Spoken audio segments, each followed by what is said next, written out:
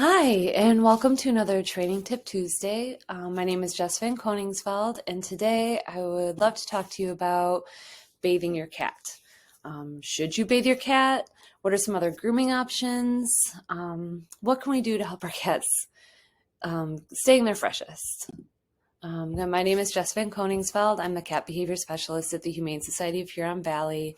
I talk to a lot of people about how to brush their cats and how to trim nails and all that kind of stuff. So let's dive into this.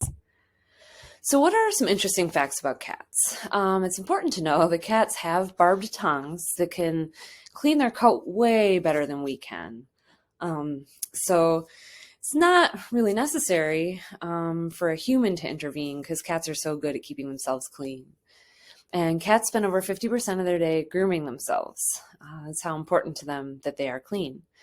And it's really important to know much of your cat's identity is actually tied to their scent. So when we bathe them, we can sometimes affect their confidence. Not only that, we can affect how the other cats in the home may respond to them because they smell differently. How different species respond to one another. The dog and the cat respond to one another because the scent has changed. So what does it all mean? It means that you don't need to bathe your cat.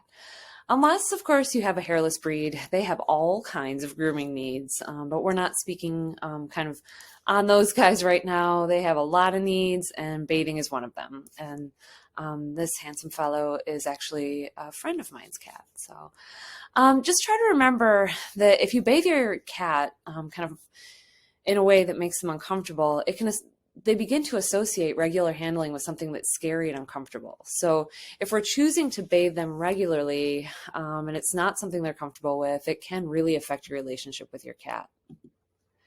So what should regular grooming look like for my cat? We really want to look at their ears, their coat, and their nails. And I included two pictures of cats with different coat length because it's important to remember if you have a long coated cat, their grooming needs are going to be a little bit different than a short coated cat. So as far as cleaning your cat's ears, you really just need to follow your veterinarian's recommendations. You can certainly kind of peek into their ears regularly, make sure they're still looking nice and pink.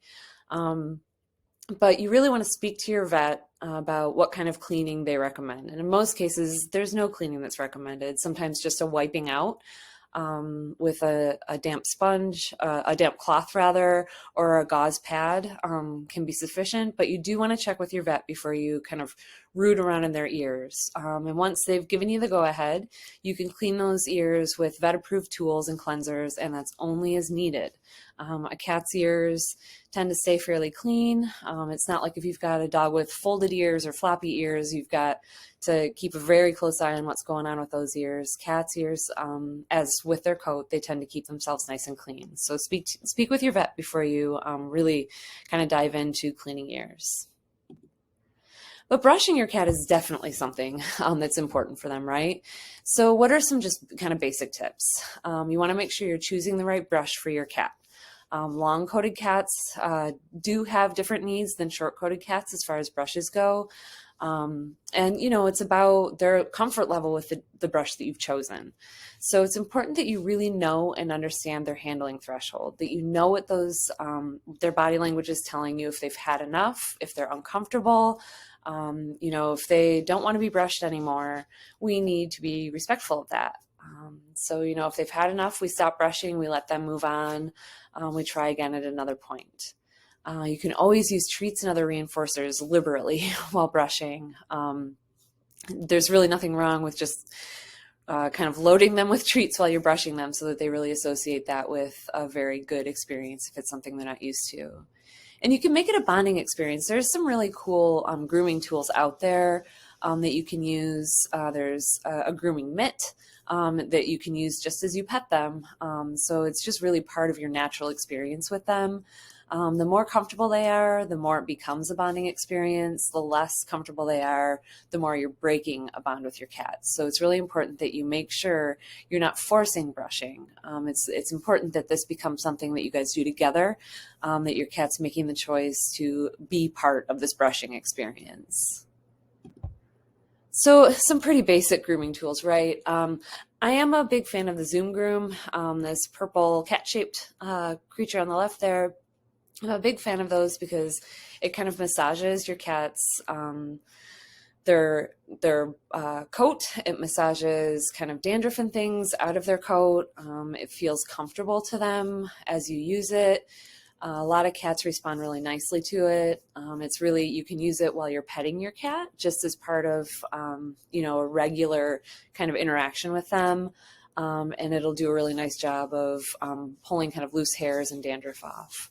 But these other two brushes are pretty common as well, right? We've got a pretty common longer hair cat brush there in the middle, and the one on the end has the short bristles and the longer bristles, the wire bristles that you can really use for a variety of cats. But you want to be careful about using the wire bristles for short. You want to use those for a shorter length of time. A lot of cats are reactive to that kind of repetitive brushing motion with those. So you want to be careful that you're keeping a very close eye on their body language as you're using those. So it's important to know sometimes a shave is needed. And this is actually my cat Samson, who got shaved once a year. He had to be sedated for those grooming sessions, but he was not a cat who tolerated being brushed too much. I was able to brush him to a certain degree, and then he was done, and we never really stayed on top of his very, very thick, dense coat. So I had him shaved once a year, and he responded very well to that. It kind of took some of the struggle away from our relationship, and we were able to bond really in a much nicer way. This is common for a lot of folks, right? I adopted this cat when he was 12. He had a history of someone forcibly brushing him, so it wasn't something he was going to desensitize too easily. So I ended up having him shaved once a year, and he did exceptionally well for that. So it's something you could ask your vet about. You can certainly look around for a groomer that can help with that. You just want to make sure that you're really vetting your groomer really well to make sure that their handling practices are comfortable for you and your cat. There is a certification under the Fear-Free brand for groomers, and those are folks who are trained in a really minimal handling style to keep your pet feeling safe and secure. So looking out for a fear-free groomer could be a really great way to go. Shaving your cat is okay. It's not a failure in any way. Sometimes we adopt cats that just do not tolerate brushing, so shaving them can be a great way to go. So trimming nails, I'm not going to get into all the details of trimming nails here. That's a whole thing on its own, which we'll do another time. But just know that trimming nails is a process. You're going to take it slow. A lot of us are adopting adult cats who've had probably maybe not a great experience with nail trimming. So we're going to take it slow. Use tons and tons of reinforcers first to introduce and desensitize those nail trimmers to your cat. And if you have to trim one nail at a time, that's what you do. I have often had cats in my house to the point where I have a different cat in a different place in rotation on nail trimming. We'll do one or two where we can. I'll move on to the next cat when they're comfortable and relaxed, kind of loading them with reinforcers with whatever treat they really love. If you can only do one nail one day, the next day try another nail. Whatever the cat is most comfortable with, if we can make this process comfortable for them, it's something they'll become used to and something that will no longer be as scary as it was. As far as nail trimmers go, I really prefer the scissor type here in this picture. They are easier to use. They'll give you a better trim. The guillotine type that kind of close on the nail, those tend to work pretty well for dogs because they have a thicker nail, a much larger, thicker nail, but they can really crush a cat's nail. So you're not really trimming it. You're not taking the tip off the nail. You're kind of crushing the nail. So I always suggest checking out the scissor type of nail trimmer over anything else. So what do I do if my cat actually does need a bath? I mean, it's very situational, right? It's not something we want to do routinely. But what if your cat has gotten out somehow and has been sprayed by a skunk? What if you've just adopted a cat who has a very strong smell, possibly from the shelter or from being on the streets? What if your cat has been ill? They've been experiencing a variety of GI upset, or anything that's been going on with them. Maybe they spent a period of time in emergency clinic.